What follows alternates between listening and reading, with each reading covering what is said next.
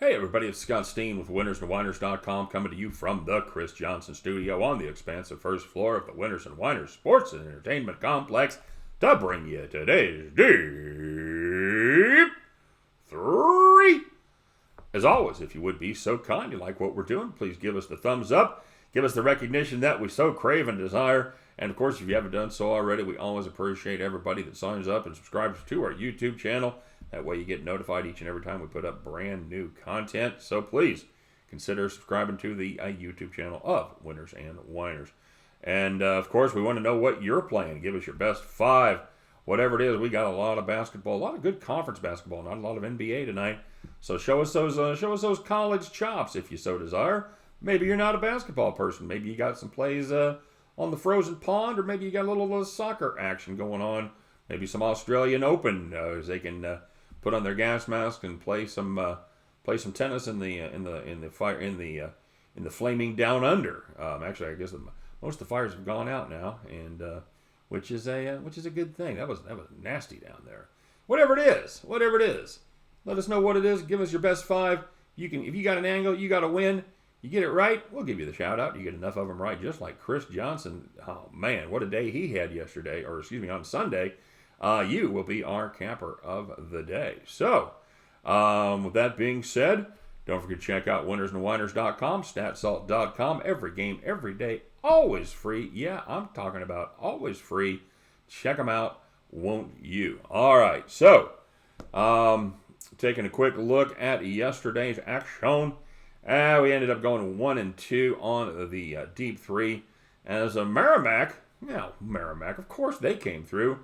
You know what? With that early, that wake and rake special there with Yale, couldn't get it done. Just could not. They had a lead. They did have a big enough lead at one point. I think they were up by 22. Couldn't hold it as they just struggled to get to finish it off there. You know, and I kept coming back and looking at that Howard and that Harvard game where they won by 14. I'm like, no.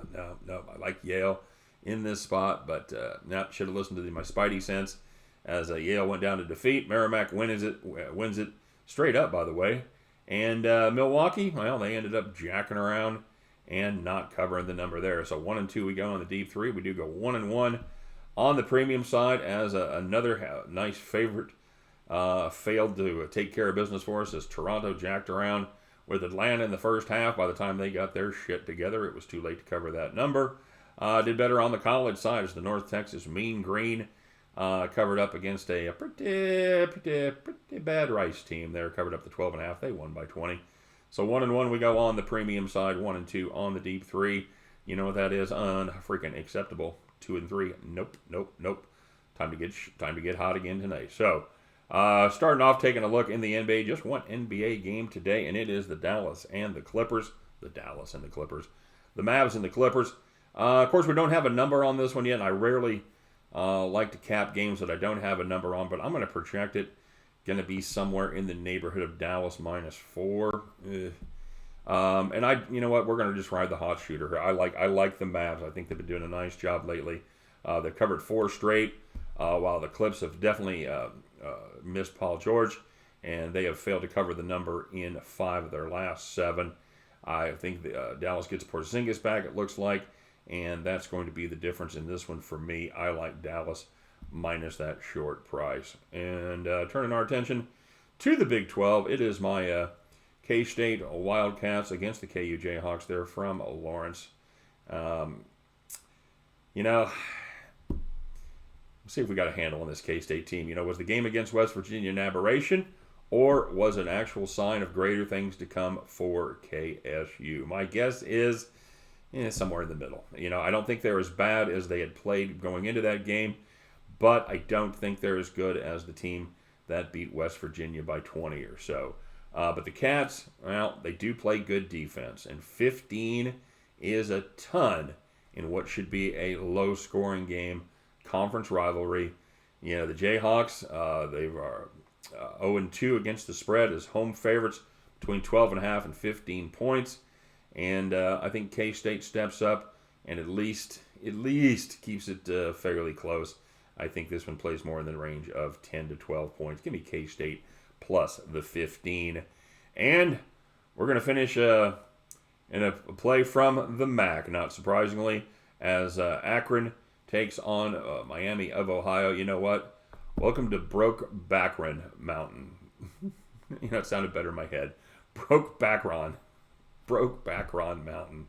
I can't quit you, Akron. I can't quit the Zips. We're going to play this a little bit differently, though. We got smoked so badly on our first half under. We're going to shy away from that for one time here. I do like Akron to cover the number, though. Before that Toledo game last week, the Zips were allowing just 62.5 points per game in conference, and they'd won their first 4 league games by an average of 19.3 points per game. In that game against Toledo, Akron hit 13 three-pointers and shot 51% from the field, and still lost by 10. I think this is a perfect spot for a nice rebound by Akron. I think we're probably getting an extra 1 to 2 points based on their last performance, and I think this is going to be an excellent opportunity to buy as low on this team as it's going to be. Buy low on this team. I think this is going to be a good spot to buy low. Good God, syntax is our friend. They're 5-0 against the spread on the road. They're 3-0 against the spread as a road favorite. I think the Zips get right back on track here tonight. Give me Akron minus the 4 points. Give me K-State plus 15, and give me Dallas to win. Cover that number. We're guessing, like I said, we'll see how we do. We're guessing somewhere in the neighborhood of minus 4 at the end of those 3. You guys can join me. We'll pick up our winning tickets. Back on the winning track we go as we head back to the window. All right, everybody, we got a double dose of shout-outs coming, so we'll get right to that. I'm going to take a quick drink here. All right. So a couple of comments. Kiss to Degenerate said, happy for you and KC. Big Mahomes fan. Love that kid. Yeah, we're pretty fond of him here in KC. Thanks for the shout-out there. Kiss to Degenerate. Mikey Butler said, happy 2020. Mike, back to you, buddy. Haven't seen you around much anymore. We hope you get back in the swing of things. Hope everything's going well for you. And, hope you have a dynamite year. Beatlemaniac said he did Vegas for the Super Bowl many times. Saw the Beatles show. Drew Carey's Whose Line Is It Anyway the night before. So a lot of NFL people said it was awesome before the NFL stopped big screen parties. The NFL. No fun league, huh? Said best times we ever had. Everybody's happy in their NFL jerseys. Fun to bet on hundreds of prop choices. Love me some Super Bowl props. You're tempting me, Beatlemaniac. You really, really are. Being Manny, he's just Manny being Manny. Said great game, Scott. Said now get that ring. Yeah, we're after that ring, man. That would kind of the next step there. Said what are you going to do with yourself the next 2 weeks? Well, for the first part of it, I'm dealing with a massive toothache, so that's big fun. Hopefully get that taken care of, and do some hanging out. I think I'm going to take a couple days off, guys. I've been working my ass off here. Really for about 2 years. But no, yeah, I haven't had a day off for a while, and I think I'm going to take a couple days off this week. So stay tuned for that.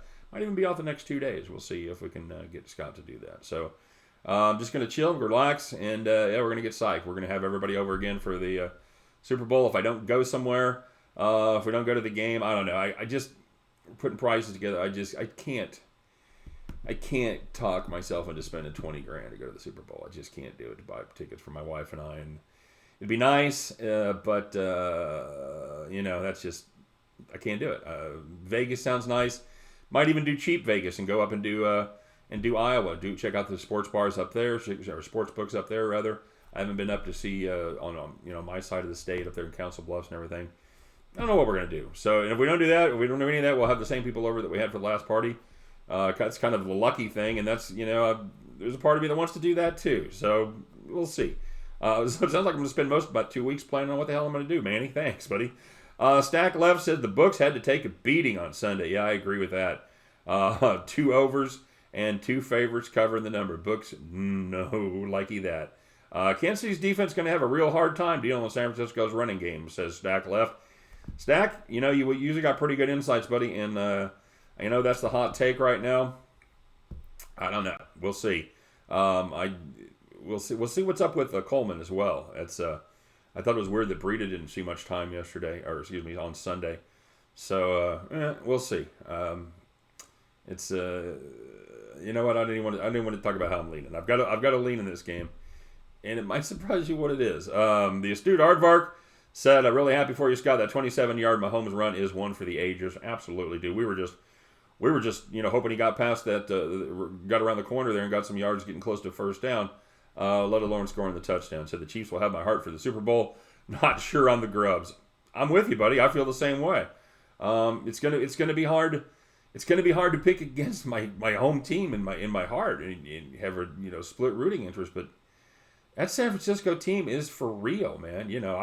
I raved about them doing that video for the Packers, and they even gotten any easier just because they're playing my Chiefs. So should be a hell of a game.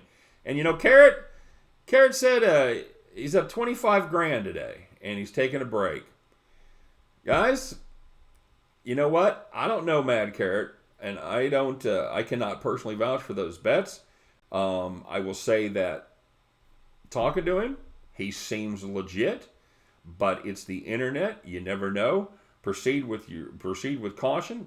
He does a lot of things that I've always been taught, and I've always found to be unsuccessful. Plays a ton of games without seeming rhyme or reason.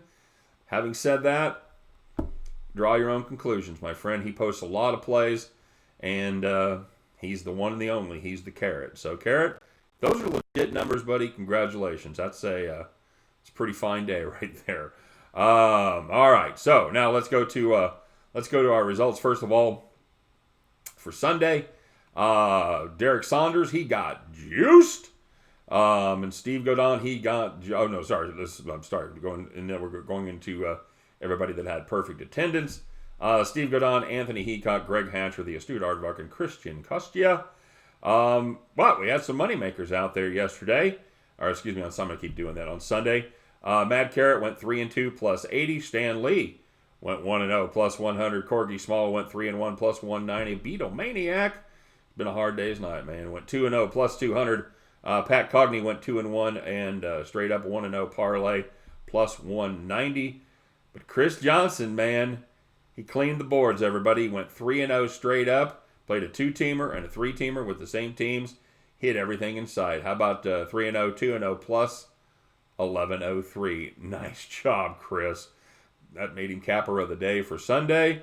And then for today, our perfect attendance, Derek Saunders, the Mad Carrot, his first 5 picks, C-Dub, Sri Harsha, the astute Aardvark, and we did have just 2 people on the right side of the ledger, and oh so close to winning it 3 out of 4 days. It was Chris Johnson going 3-2 plus 80, and I feel bad. His 2 losses, he tailed the deep 3. Oh God, he came up with 2 plays on his own. Those went 2-0. Chris, well done, my friend. Sorry to throw you off, and just eking him out. We've seen him a couple times around here. It's Flavor Packs Enterprise. I'm guessing it's ENT. I'm going to call him Enterprise. Went 2-1 on the day, plus 90. Edged out Chris by $10. But Flavor Packs Enterprises, you, my friend, are our capper of the day. Congratulations. Well done.